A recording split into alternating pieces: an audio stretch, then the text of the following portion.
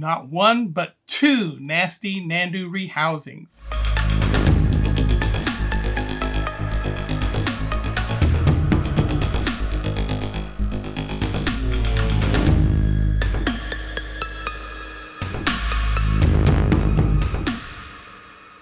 Hello Tarantula lovers, I'm Alex and you're watching Tarantula Haven. Today I have two rehousings for you and they are both members of the Nhandu genus. And the reason I say nasty is because members of the Nhandu genus tend to have a nasty disposition. At least some of them. Some of them are a little bit more chill than others.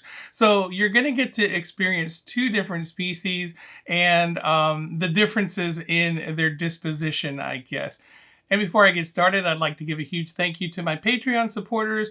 With their financial support, I'm able to start upgrading enclosures and doing things like that. So look forward to more things like this as I take some of that money to help upgrade the enclosures and make things a little bit better for the tarantulas in here.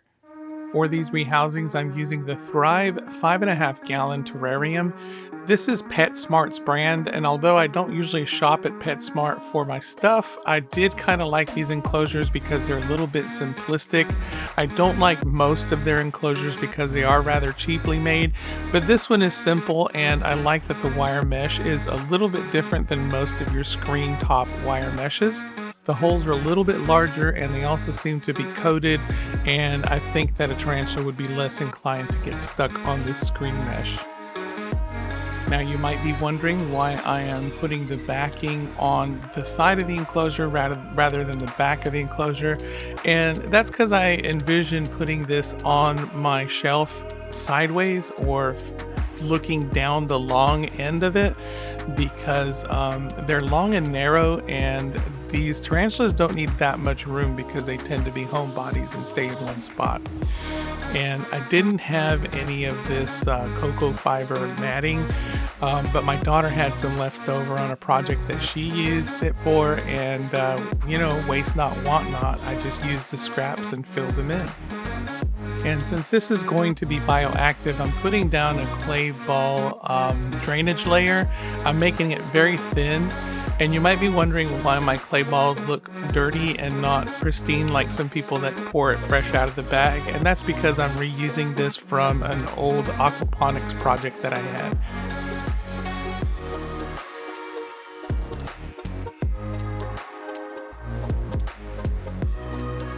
I'm also adding in my soil substrate mixture, but I'm also going to include some bioactive soil to kind of get the whole thing going, and it comes with isopods and springtails already mixed in.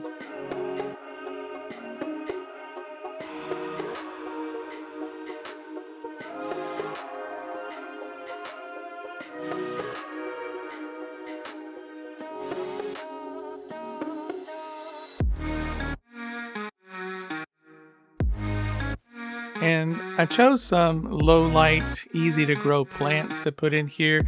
I didn't spend a ton of money. I just wanted to make sure that I had a little bit of nice foliage so that I can enjoy the enclosure even if I can't enjoy the tarantulas all the time, because they are burrowing species. The foliage kind of makes it a little bit more enjoyable to look in there and gives me something to take care of as well.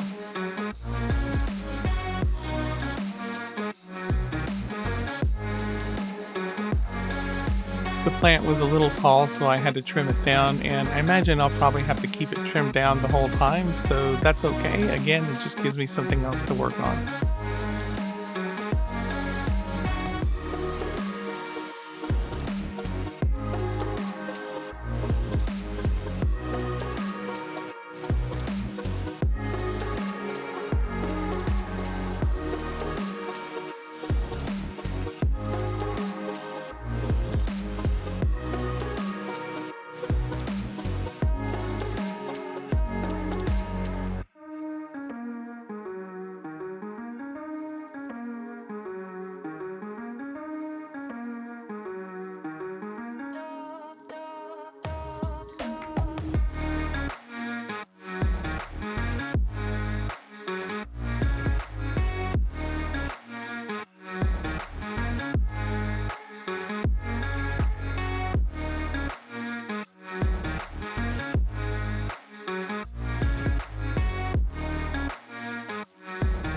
and hopefully the plants will fill in nice and full and give the entire enclosure a beautiful natural appearance. So this first tarantula I'm pretty excited about because I hardly get to see her myself. She spends a lot of time in her burrow. I might see her every now and then out at night, late at night, and if I shine a light on her or anything like that, she usually runs right back into her burrow. And it's pretty much been that way since day one. This isn't a rare tarantula, but it's one that's not commonly kept. I see it here and there. They pop up sometimes a little bit more frequently than others, but I don't know of a whole lot of people that keep this particular species. It might have to do with some of its qualities, some of the things that it's known for. So take a look and let's see what you think. Nhandu colorato velocis, commonly known as the Brazilian black and white. This is a very skittish and defensive New World terrestrial species from Brazil and Paraguay. I haven't made many videos of her because even though I said she is terrestrial, she borders on being fossorial and I don't see her very much. I catch her out from time to time moving about the enclosure at night or sitting in front of her burrow in the morning, but will quickly bolt into her burrow at the slightest disturbance. Although she's very calm here, she can be very fast, and in fact I had to use a catch cup toward the end of my recording her because she tried to bolt off the table. When threatened, she'll usually kick up a cloud of urticating hairs, which can be very nasty if you get them on you, but will also quickly throw up a threat posture and slap if she is cornered. She was one of the tiniest slings I have ever raised when I first bought her, but she grew out of the sling stage fairly quickly. They have a huge appetite and will aggressively take down prey when they are hungry, so I didn't have too much to worry about getting her to eat. Females can live anywhere from 13 to 15 years and can reach sizes of up to 6 inches. Males will only live about 3 to 4 years. I kept her on the dry side in her previous enclosure, usually only wetting about a quarter of the enclosure plus her water dish. I decided to keep her bioactive in her new enclosure, however, because she is a homebody and doesn't venture out very much beyond her burrow. Nor does she web up the entire enclosure, but only webs in and around her burrow. I figured since I don't get to see her very much, at least I can enjoy a beautiful planted enclosure when she is not on display.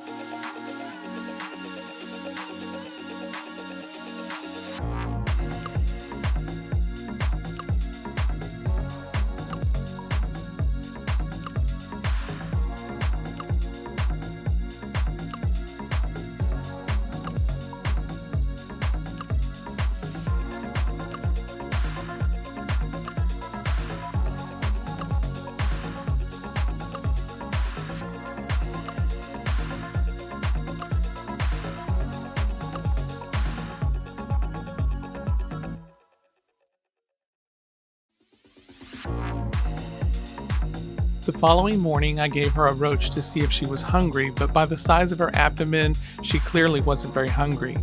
That didn't stop her from envenomating the roach that was invading her home. I later removed the roach and fed it to another tarantula.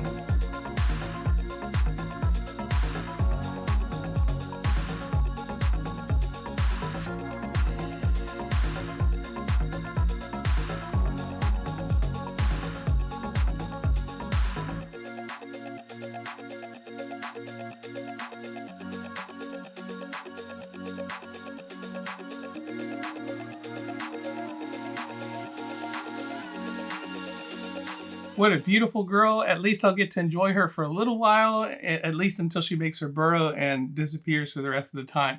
I guess I better take advantage and take some pictures and get some video of her while I can. This next tarantula is one that is beautiful, and it is commonly kept, and it is readily available in the hobby and relatively cheap. It is known for its nasty disposition and very nasty urticating hairs. So let's see how she does in this rehousing. Nhandu chromatus, commonly known as the Brazilian red and white. If there's a species responsible for the Nhandu genus having a bad reputation, I would have to say it is the Nhandu chromatus. This is a species that can be highly defensive. I frequently will get a threat posture from her from simply removing the water dish, and she will even slap and bare her fangs to the point of rolling over on her back.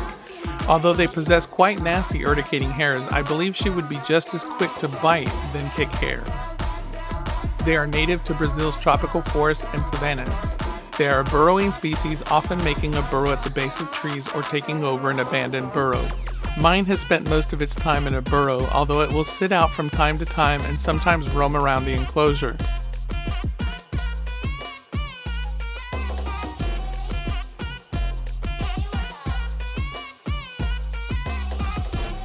Nhandu chromatus have a medium to fast growth rate. Females can live from 13 to 15 years and can reach sizes of 6 to 7 inches. Males will only live about 3 or 4 years.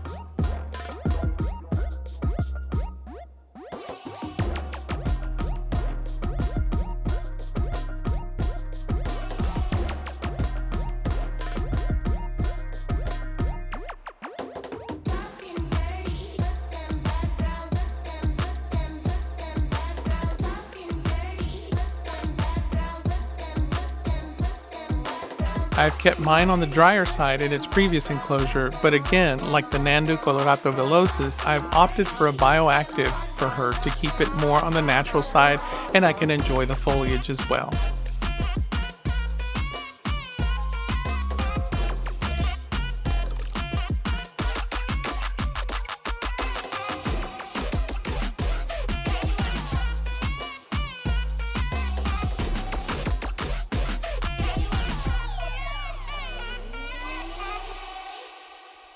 Although they have a nasty disposition, they are an enjoyable tarantula, especially when it comes to feeding time. I am always amazed at the power and ferocity with which she attacks and takes down prey. Great care must be taken when feeding because they can attack with blinding speed and can sense prey from just the movement of the air.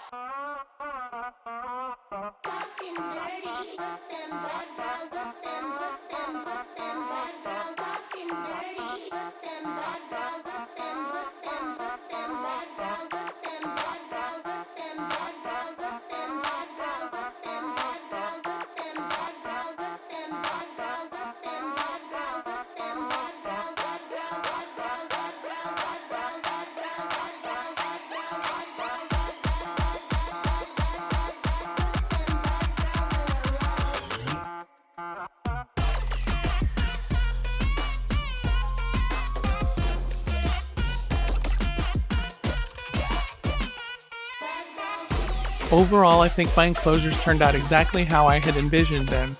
Now, I only hope to keep the plants alive long enough to enjoy them.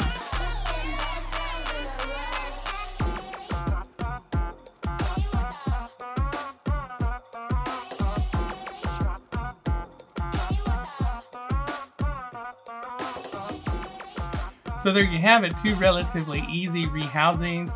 They were actually pretty well behaved for me. The Nhandu chromatis did give me a threat posture. She did slap at me a couple of times, and she did flick some urticating hairs. As did the Nhandu colorata villosa. She flicked some hairs at me when I was first putting her into the catch cup, and she did give me a tiny threat posture at the beginning, but then she calmed down. But don't let them fool you. They can be very nasty. As far as speed is concerned, they are incredibly fast. You'd think that a large bulky spider like that would be more like, say, the brachypelmas, where they're relatively slow and don't move around very fast. They are capable of great bursts of speed, and you have to be real careful with that, because when you're feeding and they bolt out at you to get that food, if your hands are in the way, they're going to get bitten. And I did have to be careful with the Nhandu colorata villosa, because she did start to loosen up there after a little bit, and she wanted to bolt, and I had to use my catch cup to make sure that she didn't run off the table. So you know, they're a new world, but they kind of act like an old world sometimes. Very cool species. And I wanted to add that I am really enjoying upgrading enclosures, especially for my mature females and putting them in their, I guess, forever homes. I really like upgrading them and putting them into these enclosures and simulating at least a natural environment, whether it is by putting things in there that look like where they are from, or putting them into bioactive enclosures where things are alive in there, the plants, the substrate, and then of course the tarantula itself, so that it simulates a more natural environment. And that's kind of my end goal here. That's where I want to go with pretty much all my tarantulas. And that does it for me tonight. I hope you enjoyed it. If you did, please give me a like. If you want to see more, subscribe. If you want to support this channel, I have a Teespring store where I sell Tarantula Haven merchandise. And special thank you to my Patreon supporters. Without your financial support, I wouldn't be able to do things as quickly as I have been lately. So thank you so much for that. And thank you to my newest patron, Kayla Bunderson or Bunderson. I'm not sure which one is pronounced correctly, so I'm going with both. But thank you so much. I really appreciate your support. And that's it for me. I hope you enjoyed it. Until next time, keep loving them tarantulas.